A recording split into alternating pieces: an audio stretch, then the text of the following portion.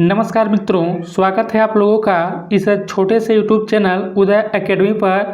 आज हम लोग इस वीडियो में बिहार एसटीटी के एग्ज़ाम को ध्यान में रखते हुए शिक्षण कला एवं अन्य दक्षता यानी देखिए जो आर्ट ऑफ टीचिंग है, हम लोग 60 प्रश्नों को पढ़ेंगे। देखिए हम जो यह प्रश्न पढ़ेंगे यह प्रीवियस ईयर के परीक्षाओं में यह पूछे हुए प्रश्न है। देखिए जो पहला हम लोग जो यहाँ पर 30 प्रश्न कवर करेंगे ये आप लोग देख सकते हैं। यह जो इसके पहले एसटीटी 2019 का एग्ज़ाम हुआ था, जो देखिए एग्ज़ाम का डेट है 15 सितंबर 2023 को पहली शिफ्ट में यह प्रश्न पूछा गया था। आप लोग भले लेवल 1 वाले हो या लेवल 2 वाले हो, दोनों के लिए यह देखिए समान रूप से उपयोगी है। और आप लोग जानते हैं कि आप लोगों के एग्ज़ाम में 30 क्वेश्चन जो हैं शिक्षण कला यानी आर्ट ऑफ टीचिंग से पूछे जाएंगे। तो चलिए हम लोग शुरू करते हैं। आज का जो पहला क्वेश्चन है, देखिए हम लोग व्याख्या नहीं करेंगे, व्याख्या करेंगे तो काफ़ी टाइम लग जाएगा, इसलिए मैं जल्दी से जो है इन प्रश्नों को आप लोगों को करा दे रहा हूँ जो एग्जाम में आए हुए हैं। इन प्रश्नों को ध्यान से करिएगा और आप लोग उत्तर भी देते रहिएगा। देखिए पहला क्वेश्चन है कि अधिगम प्राकृतिक क्रिया है। शिक्षार्थी का कि शिक्षक का कि व्यक्ति का कि जीवित प्राणी का, बताइए। देखिए पहले का ऑप्शन नंबर जो होगा वह डी सही होगा। अधिगम जो है यह जीवित प्राणी का है। अगर देखिए कहीं पर ऑप्शन नंबर डी देता वो भी सही होता, क्योंकि अधिगम जो होता है देखिए वह क्या होता है, वह जो होता है अस्थाई चेंजिंग होता है। जैसा आप लोग पढ़ते हैं बिहेव में जो होता है वह चेंजिंग को ही अधिगम कहा जाता है। तो यहाँ पर देखिए ऑप्शन नंबर डी होगा। अधिगम जो है प्राकृतिक प्रक्रिया है। दूसरा हम लोग देखते हैं अधिगम प्रक्रिया का अतः क्रिया जो है घटक है। आप लोगों को बताना है। देखिए दूसरा क्वेश्चन दिया है कि जो अधिगम प्रक्रिया का अतः क्रिया घटक है। तो देखिए यहाँ पर जो होगा इसका ऑप्शन नंबर देखिए दिया कि उच्च स्तर सोच, ध्यान और स्मृति, ये सभी। देखिए ऑप्शन नंबर इसका जो होगा वह डी होगा इस प्रश्न का। तो ऑल ऑफ द एबव होगा। तो अधिगम जो प्रक्रिया का जो अतः क्रिया जो घटक है, देखिए अंतः क्रिया होना चाहिए। ऑप्शन नंबर यहाँ पर डी होगा, ये सभी होगा। अगला दिया कि संज्ञानात्मक शिक्षण का प्रथम चरण है। सूचना है कि समझ है कि विश्लेषण है कि मूल्यांकन है। देखिए आप लोग तीसरे का जो होगा ऑप्शन नंबर इसका ए सही होगा। संज्ञानात्मक शिक्षण का जो पहला चरण जो होता है, प्रथम चरण, वह सूचना होता है। तो ऑप्शन नंबर जो इसका ए जो होगा वह सही होगा। अगला हम लोग क्वेश्चन देखते हैं। देखिए चौथा क्वेश्चन दिया है कि अनुदेशात्मक उद्देश्य है, विशिष्ट है कि मापन योग्य है कि क्रिया केंद्रित है कि ये सभी है। तो देखिए चौथे का जो होगा यह ऑप्शन नंबर इसका डी होगा। तो अनुदेशात्मक उद्देश्य जो है वह विशिष्ट भी है, मापन योग्य भी है, क्रिया केंद्रित है। तो ऑप्शन नंबर यहाँ पर डी होगा, ए सभी हो जाएगा। और आप लोगों को कमेंट बॉक्स में बताएगा कि आप लोगों का आज हम लोग कुल 60 प्रश्न पढ़ेंगे। इन 60 प्रश्नों में से आपका कितना प्रश्न सेव हुआ है। पांचवा देखते हैं। देखिए दिया कि ब्लूम का वर्गीकरण की शुरुआत हुई हार्वर्ड विश्वविद्यालय से कि स्टैनफोर्ड विश्वविद्यालय से कि शिकागो से कि येल विश्वविद्यालय से। देखिए पांचवें का जो होगा ऑप्शन नंबर इसका जो होगा सी सही होगा। तो ब्लूम का जो वर्गीकरण की जो शुरुआत हुई थी शिकागो विश्वविद्यालय से। तो ऑप्शन नंबर देखिए इस प्रश्न का सी जो होगा सही होगा। अगला देखते हैं हम लोग। देखिए प्रश्न नंबर 6 दिया है कि शिक्षण के आधुनिक विधि की विशेषता है। क्रिया केंद्रित है कि अन्योन्याकृत है कि समकक्ष सहयोग है कि उपरोक्त सभी। देखिए 6 का ऑप्शन नंबर जो होगा यहाँ पर डी होगा। तो शिक्षण के जो आधुनिक विधि का जो विशेषता है वह सभी हो जाएगा। तो ऑप्शन नंबर डी यहाँ पर सही होगा। अगला देखते हैं। देखिए जो 7वां प्रश्न दिया है तो यहाँ पर दिया है कि आगमन विधि प्रोत्साहित करता है। बताइए छात्र भागीदारी का कि रुचि का कि करके सीखो कि उपरोक्त सभी। देखिए 7वें का ऑप्शन नंबर डी सही होगा। तो आगमन विधि जो होता है जैसा कि आप लोग जानते हैं जो एग्जाम्पल टू रूल यानी देखिए क्या उदाहरण से नियम आगमन विधि होता है, और देखिए रूल टू एग्जाम्पल वह निगमन होता है। तो आगमन विधि देखिए यहाँ पर ऑप्शन नंबर डी सही होगा। या छात्र भागीदारी भी होगा, रुचि भी होगा, करके सीखो सभी होगा। तो ऑप्शन नंबर देखिए इसका डी जो होगा सही होगा। 8वां देखिए प्रश्न दिया है कि रोल प्ले विधि की कमजोरी है। ध्यान केंद्रण का अभाव है कि नीरस विधि है कि अधिगम प्रक्रिया की गति धीमी है कि समय का क्षय है।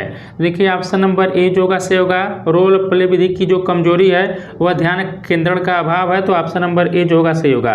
देखिए दोस्तों यदि मैं चाहूँ तो आप लोगों को इन सभी प्रश्नों को जो है डिटेल में व्याख्या कर सकता हूँ, लेकिन आप लोग जैसा कि जानते हैं कि इसका एग्जाम जो है 14 अक्टूबर से स्टार्ट होगा, तो बहुत ही नहीं बचा, इसलिए जल्दी से जल्दी जितने भी प्रीवियस जो क्वेश्चंस जो एग्जाम में ये पूछे गए क्वेश्चंस हैं इनको आप लोग एक नज़र देख लीजिए। इसलिए मैं जल्दबाजी में करा रहा हूँ।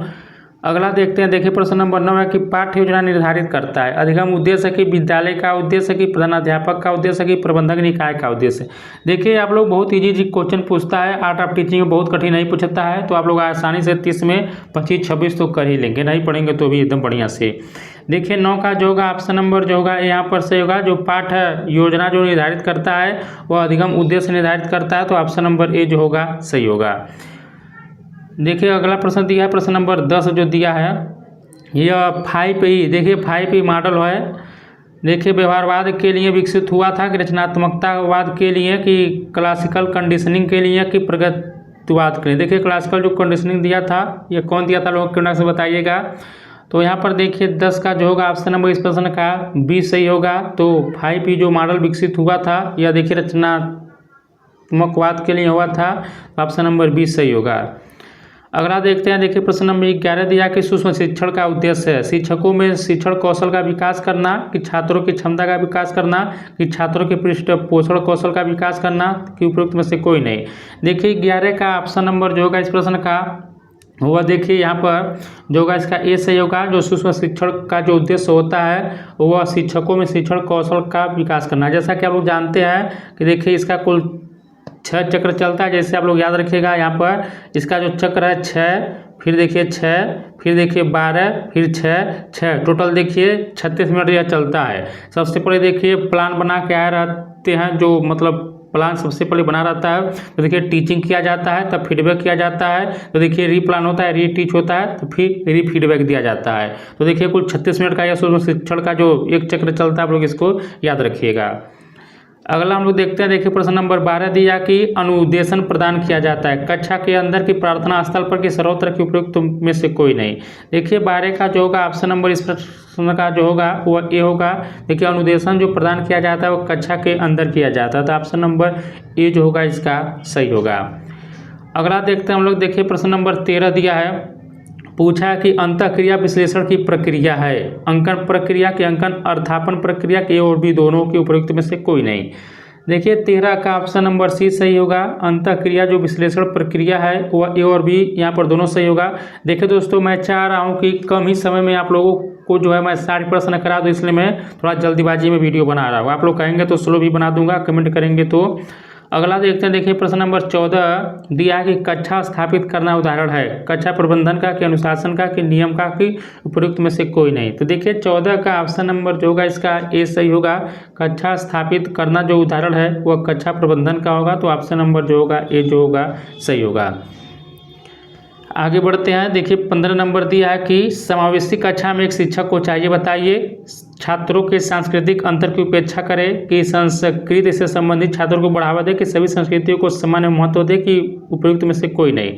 देखिए आप लोग इसको कर लिए होंगे, आसान प्रश्न है। तो समावेशी कक्षा में जो एक विशेष जो शिक्षक को चाहिए वह देखिए सभी संस्कृतियों को समान महत्व दे, तो ऑप्शन नंबर 15 का जो होगा देखिए वह जो होगा सी यहाँ पर सही होगा। अगला हम लोग देखते हैं, प्रश्न नंबर 16 है, देखिए पाठ्य पुस्तकों का मूल्यांकन निर्भर करता है शिक्षा का उद्देश्य पर, कि विषय वस्तु की रचना प्रस्तुतिकरण पर, कि अभिन्यास एवं रचना पर, कि उपयुक्त सभी पर। देखिए इसका ऑप्शन नंबर जो होगा 16 का देखिए ऑप्शन नंबर डी सही होगा। तो पाठ्य पुस्तकों का जो मूल्यांकन निर्भर करता है शिक्षा के उद्देश्य पर भी, विषय वस्तु की रचना प्रस्तुतिकरण पर भी, अभिन्यास एवं रचना पर भी, तो ऑप्शन नंबर इसका डी जो होगा यहाँ पर सही होगा। अगला देखते हैं, देखिए प्रश्न नंबर 17 दिया कि पुस्तकालय का उद्देश्य बताए ज्ञान और सूचना प्रदान करने के लिए, कि खेल प्रदान करने के लिए, कि दोनों होगा, कि इनमें से कोई नहीं। तो देखिए 17 का जो होगा ऑप्शन नंबर जो होगा ए सही होगा। देखिए जो पुस्तकालय का जो उद्देश्य होता है वह ज्ञान और सूचना प्रदान करने के लिए होता है, तो ऑप्शन नंबर ए जो होगा इसका सही होगा। अगला देखते हैं, देखिए दोस्तों मैं आप लोगों से बता दूं, देखिए मैं सीटेट, रीट, एचटेट और देखिए यूजी नेट क्वालिफाइड हूँ। तो मैं चाहूँ तो आप लोगों को ये जो टीचिंग एप्टीट्यूड है, जो आर्ट ऑफ टीचिंग है, इसको एकदम गहराई से पढ़ा सकता हूँ। लेकिन देखिए टाइम के अभाव के नाते मैं जो प्रीवियस ईयर का क्वेश्चन है बस उसे आप लोगों को जल्दी जल्दी करा दे रहा हूँ, ताकि एग्जाम में आप लोग इसको कर लें यहाँ पर, तो एग्जाम में बढ़िया कर आएँ। अगला देखते हैं, प्रश्न नंबर 18 दिया कि प्रभावी शिक्षक है। देखिए ऑप्शन ये दिया कि जो कक्षा पर नियंत्रण करता है, कि जो सीमित अवधि में जानकारी प्रदान कर सकता है, जो छात्रों को सीखने के लिए प्रेरित करते हैं। देखिए 18 का जो होगा ऑप्शन नंबर यहाँ पर देखिए इसका जो होगा सी सही होगा। तो प्रभावी शिक्षक वही है जो छात्रों को सीखने के लिए प्रेरित करते हैं। अगला देखते हैं प्रश्न नंबर 19 देखिए दिया है कि एक व्यक्ति पेशे के रूप में शिक्षण का आनंद ले सकता है जब वो अपने सहयोगियों से अधिक योग्य हो, छात्रों से सम्मान पाकर, कि उच्च अधिकारियों के काफ़ी करीब हो, कि उपयुक्त में से कोई नहीं। देखिए यहाँ पर सबसे बढ़िया जो इसका ऑप्शन होगा वो ऑप्शन नंबर बी ही होगा। तो एक व्यक्ति पेशे के रूप में शिक्षण का जो आनंद ले सकता है जब वो छात्रों से सम्मान पाकर, यह नहीं होगा कि अपने सहयोगियों से अधिक योग्य हो, ये भी नहीं होगा। देखिए कहीं भी जो अच्छा जो शिक्षक होता है उसको यह नहीं मतलब है कि केवल देखिए छात्र से उसको अधिक लगाव, मतलब छात्र उसको देखिए यहाँ पर छात्र का सम्मान, अच्छा पढ़ा रहा है तो सम्मान कर रहा है, तो यही यहाँ पर सही होगा। तो ये नहीं होगा कि सहयोगी से अधिक योग्य हो या उच्च अधिकारियों से काफ़ी करीब हो। तो नहीं, इसका ऑप्शन नंबर यहाँ पर देखिए 20 सही होगा। अगला देखते हैं प्रश्न नंबर देखिए 20 दिया कि उत्तम शिक्षक को न्यूनतम ढंग से किस स्तर तक शिक्षण करना चाहिए, अवबोध स्तर पर, कि चिंतन पर, कि स्मृति पर, कि मूल्यांकन पर। आप लोग केंद्र बॉक्स में बताएगा कि आप यह किसने दिया था, जो स्मृति, अवबोध स्तर, जो चिंतन के 3 स्तर है, यह किसने दिया था, कमेंट बॉक्स में आप लोग बताइएगा। तो देखिए 20 का ऑप्शन नंबर जो होगा वह ए सही होगा। तो उत्तम शिक्षक को न्यूनतम ढंग से जो यहाँ पर देखिए जो जिस स्तर पर करना चाहिए वह अवबोध पर करना चाहिए। देखिए सबसे यह स्मृति स्तर जो होता है सबसे निचला स्तर होता है। जैसे मान लीजिए बच्चों को आप रटा दे रहे हैं कि 2 और 2 कितना होता है, 4 होता है। और जैसे चिंतन में जैसे मान लीजिए आप एक फार्मूला A+B का होल स्क्वायर, तो यहाँ या अवबोध में जैसे स्मृति में एकदम रोटेन में आप समझिए रोटेन रटा दे रहे हैं। और यहाँ पर देखिए जैसे 2 2 4, अब यहाँ पर अवबोध में क्या होगा, अब जैसे बच्चा सोचेगा कि 2 + 2 4 हो रहा है, फिर ये भी थोड़ा सोच सकता है कि 2 × 2 = 4 हो रहा है। और चिंतन देखिए ऊपर हाईएस्ट थिंकिंग में आ जाएगा। तो ऑप्शन में यहाँ पर बी जो होगा सही होगा। अगला देखते हैं प्रश्न नंबर देखिए 21 दिया कि मूल्यांकन प्रक्रिया मात्रात्मक है कि गुणात्मक है, कि दोनों है, कि दोनों में से कोई नहीं। देखिए 21 का जो होगा ऑप्शन नंबर सी होगा। जो इवेलुएशन होता है, देखिए असेसमेंट एंड इवेलुएशन आप लोग पढ़े होंगे, तो देखिए दोनों होता है, मात्रात्मक गुणात्मक दोनों होता है। अगला देखते हैं देखिए लिखा है कि शिक्षा में मूल्यांकन के त्रिकोण का भाग है। आप लोगों को बताना है कि जो शिक्षा में मूल्यांकन का त्रिकोण का भाग क्या है, शिक्षण अनुभव है, कि अभिभावक अनुभव है, कि शिक्षक है, कि अधिगम अनुभव। देखिए अधिगम ही मुख्य होगा यहाँ पर। तो ऑप्शन नंबर इसका डी सही बनेगा। देखिए तब तक आप लोग बता लीजिएगा जब तक मैं ऑप्शन पढ़ रहा हूँ, ये मत कहिए कि जल्दबाजी में मैं पढ़ते जा रहा हूँ। अगला दिया कि मूल्यांकन भूमिका अदा करता है शिक्षण में, कि पाठचर्या में, कि परीक्षण में, कि उपयुक्त में, सभी में। तो देखिए इसका ऑप्शन नंबर डी सही होगा। यहाँ पर आला एबव होगा, यानी उपयुक्त सभी होगा। जो मूल्यांकन भूमिका जो अदा करता है वो उपयुक्त सभी में करता है, शिक्षण में भी, पाठचर्या में भी, परीक्षण में भी। तो ऑप्शन नंबर डी सही होगा। अगला देखते हैं देखिए प्रश्न नंबर जो यहाँ पर दिया है 24 दिया है कि पाठचर्या का सिद्धांत आधारित है विषय वस्तु पर, कि गतिविधि पर, कि छात्र पर, कि सभी पर। देखिए 24 का यहाँ पर ऑप्शन नंबर इसका जो होगा डी सही होगा। तो पाठचर्या का जो सिद्धांत आधारित होता है, देखिए विषय वस्तु पर भी होना चाहिए, इसको अंग्रेजी में करिकुलम कर सकते हैं, विषय वस्तु पर भी, गतिविधि पर, छात्र पर भी। तो सभी यहाँ पर ऑप्शन सही होगा। अगला देखते हैं देखिए दिया है कि शिक्षा बिना बोझ है। देखिए बहुत आसान है, आप लोग इसको पढ़े होंगे, इसको अंग्रेजी में कर सकते हैं लर्निंग विदाउट बर्डन। तो यहाँ पर देखिए दिया है कि शिक्षा बिना बोझ किसके द्वारा दिया गया है, तो डी कोठारी के, देखिए दौलत सिंह कोठारी, प्रोफेसर यशपाल के द्वारा, कि के कस्तूरी रंगन। जैसा कि आप लोग जानते हैं NAP 2020 के जो यही के कस्तूरी रंगन इसके अध्यक्ष बने थे। देखिए मुदालियर का देखिए 1952 में आया था, यह माध्यमिक शिक्षा से इनका संबंधित है। तो आप लोग बताइए कि शिक्षा बिना बोझ किसके द्वारा दिया गया है। तो देखिए ऑप्शन नंबर यहाँ पर जो होगा इस प्रश्न का 20 सही होगा। तो प्रोफेसर यशपाल के द्वारा यह दिया गया था। और आप लोग कमेंट बॉक्स में बताइएगा कि 10 + 2 + 3 यह जो है यह कब अपनाया गया था। बाकी अब एग्जाम में नया वाला पूछेगा 5 + 3 + 3 + 4 जो आप लोग जानते होंगे। अब यह नया इसका NAP 2020 में नया अब यह दिया गया है। अगला हम लोग क्वेश्चंस देखते हैं। देखिए प्रश्न नंबर 26 दिया है कि बच्चों का समाजीकरण शुरू होता है समाज से, कि परिवार से, कि माँ से, कि विद्यालय से। तो देखिए इसका ऑप्शन नंबर जो होगा वह बी दिया होगा है। तो यहाँ पर सही होगा कि बच्चों का जो समाजीकरण शुरू होता है, देखिए सबसे पहले कहा जाए तो माँ जो होती है माँ से शुरू होता है, लेकिन यहाँ पर परिवार दिया है तो मुख्य हो जाएगा। ऑप्शन नंबर 20 सही होगा यहाँ पर। अगला देखिए दिया है प्रश्न नंबर 27 प्रक्रिया जो बच्चा को सामाजिक रूप से अनुकूल बनाता है, प्रेरित होगा, कि सांस्कृतिकरण होगा, कि समाजीकरण होगा, कि उपयुक्त सभी होगा। देखिए 27 का ऑप्शन नंबर सी होगा। आप लोग सोशलाइजेशन के बारे में पढ़े होंगे, तो देखिए प्रक्रिया जो बच्चा को सामाजिक रूप से अनुकूल बनाता है, देखिए सामाजिकरण होगा, तो ऑप्शन नंबर सी सही होगा। देख सकते हैं आप लोग, कोई एसटीटी में बहुत ही कठिन आर्ट और टीचिंग में नहीं पूछता है। आप लोग बस यही प्रीवियस ईयर के प्रश्नों को पढ़ लीजिए, आराम से 30 में 30 भी ला सकते हैं, या तो 30 में 25 प्लस तो आप लोग ला ही सकते हैं। आगे बढ़ते हैं हम लोग। प्रश्न नंबर 28 दिया कि अच्छे छात्र वो होते हैं जो हमेशा सीखना चाहते हैं, जो हमेशा अच्छा परिणाम लाते हैं, कि जो हमेशा आत्मविश्वास युक्त होते हैं, कि उपयुक्त में से कोई नहीं। देखिए यहाँ पर 28 का जो होगा ऑप्शन नंबर इस प्रश्न का जो होगा ए सही होगा। अच्छे छात्र वही होते हैं जो हमेशा जो हो सीखना चाहते हैं, तो ऑप्शन नंबर यहाँ पर ए सही होगा। अगला देखते हैं। देखिए प्रश्न नंबर 29 दिया कि छात्र सबसे अच्छी तरह से सीखते हैं कब? करके, कि सुन के, कि पढ़कर, कि लिख कर। तो देखिए इसका ऑप्शन नंबर जो होगा ए सही होगा। आप लोग जानते होंगे कि लर्निंग बाय डूइंग सबसे बेस्ट होता है, लर्निंग बाय डूइंग यानी करके सीखना। तो ऑप्शन नंबर यहाँ पर ये देखिए सही हो जाएगा। तो देखिए आप लोग कैसा कैसा प्रश्न एसटीटी में पूछा गया है। अगला दिया है कि वास्तविक वस्तुओं को शिक्षण सहायक सामग्री के रूप में दिखाना चाहिए। रुचि को प्रोत्साहित करता है, कि जिज्ञासा बढ़ाने के लिए, कि भागीदारी बढ़ाता है, कि उपयुक्त सभी। देखिए 30 का ऑप्शन नंबर जो होगा इस प्रश्न का ऑल ऑफ द अबव होगा। तो वास्तविक वस्तुओं को शिक्षण सहायक सामग्री के रूप में जो दिखाना चाहिए, देखिए रुचि को प्रोत्साहित करते हुए भी होगा, जिज्ञासा बढ़ाने के लिए भी होगा, भागीदारी बढ़ाता है। तो ऑप्शन नंबर डी जो होगा सही होगा।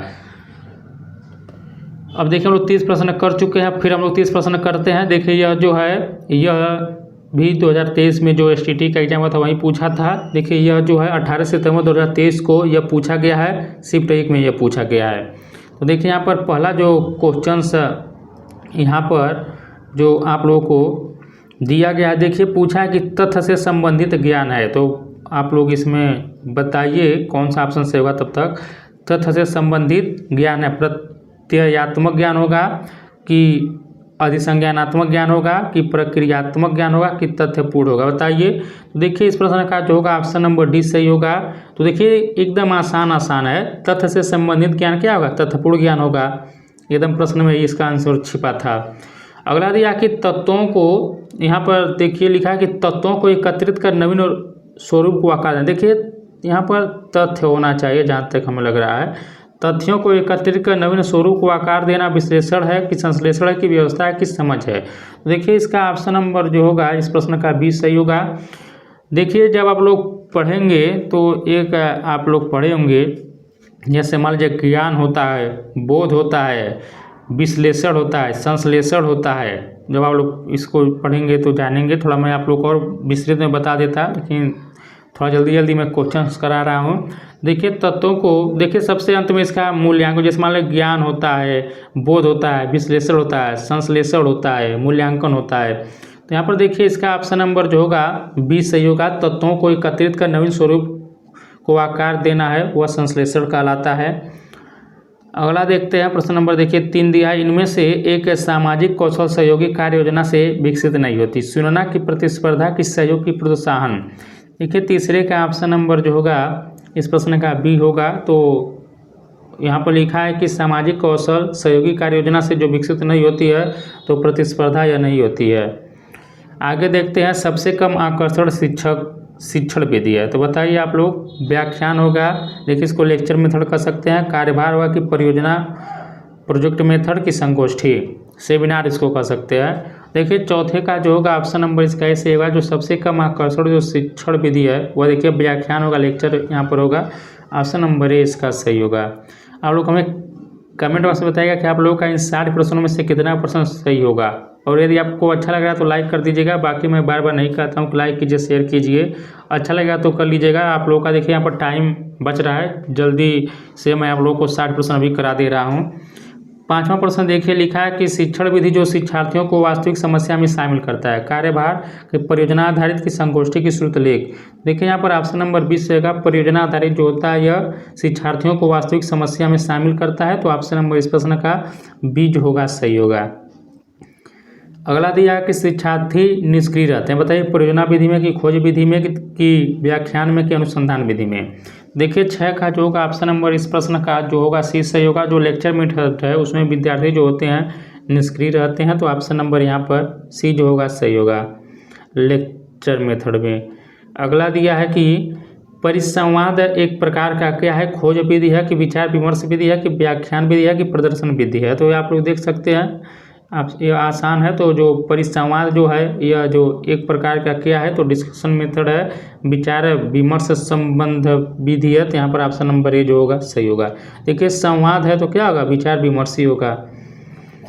यहाँ पर देखिए लिखा कि अनुभाजी, अंग्रेजी में इसको ह्यूरिस्टिक मेथड कहा जाता है। तो इसका क्या अर्थ होता है, जांच करना कि दिखाना कि करना कि कार्यवाही करना। तो देखिए इसका ऑप्शन नंबर जो होगा ये सही होगा।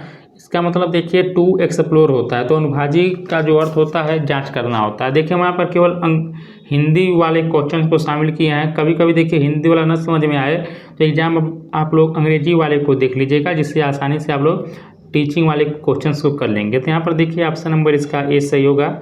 ह्यूरिस्टिक का जो अर्थ है वह जांच करना होगा।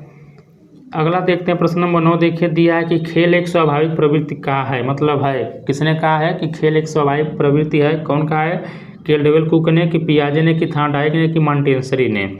देखिए 9 का जो होगा ऑप्शन नंबर इसका ए सही होगा। तो केल्डवेल कुक ने कहा है कि खेल एक स्वाभाविक प्रवृत्ति है। देखिए पियाजे आप लोग जानते हैं या क्या दिए थे, तो संज्ञानात्मक विकास का सिद्धांत दिए थे, और यह थॉर्नडाइक क्या किए थे, देखिए यह ट्रायल एंड एरर जो है वह यह थॉर्नडाइक दिए थे।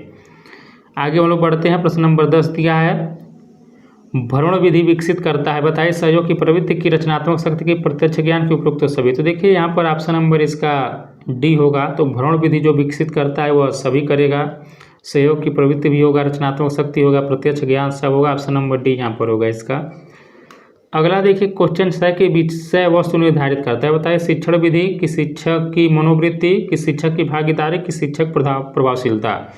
देखिए ऑप्शन नंबर इस प्रश्न का ए सही होगा। तो विषय वस्तु जो निर्धारित करता है वो शिक्षण विधि करता है, टीचिंग मेथड करता है। तो ऑप्शन नंबर ए सही होगा।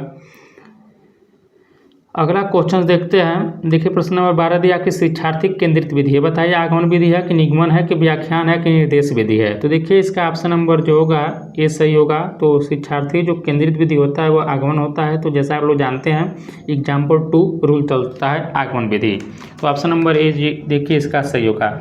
यदि आप लोग चाहते हैं कि मैं अब तक जितना भी STT में आर्ट ऑफ टीचिंग के क्वेश्चन पूछे गए सभी को मैं आप लोग को जल्दी से जल्दी करा दूं, तो आप लोग हमें कमेंट बॉक्स में बताइएगा।